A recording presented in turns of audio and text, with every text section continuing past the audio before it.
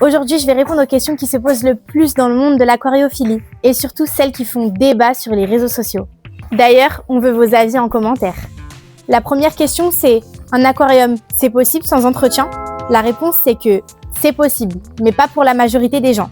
Tout simplement pourquoi? Parce que vous n'êtes jamais à l'abri d'un changement. Et surtout parce que ça demande un écosystème ultra stable, planté et avec peu de population.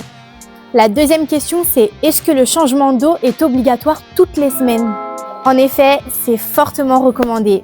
Mais la vérité, c'est que non, ce n'est pas obligatoire. Si votre aquarium est stable, vous pouvez espacer les changements d'eau. Mais changer votre eau régulièrement, ça reste la méthode la plus simple pour garder un aquarium stable et éviter tout problème. La troisième question, c'est celle qui fait le plus débat et d'ailleurs, j'ai peur de vos réponses. C'est est-ce qu'un aquarium peut fonctionner sans filtre? La réponse est oui, mais pas n'importe comment. Je prends l'exemple des low-tech.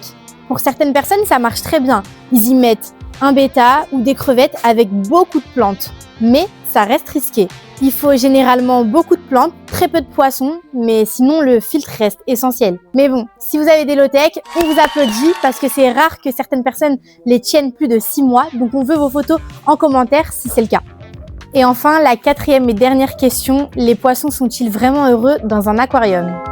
C'est une question très difficile parce que je peux pas me mettre à leur place, mais si leurs conditions de vie sont respectées, donc la qualité d'eau, les congénères et l'espace, on pourrait dire que oui, si vous leur donnez des bonnes conditions de vie, ils sont sujets à moins de stress parce qu'il n'y a pas de prédateurs, donc ça serait parfait pour eux.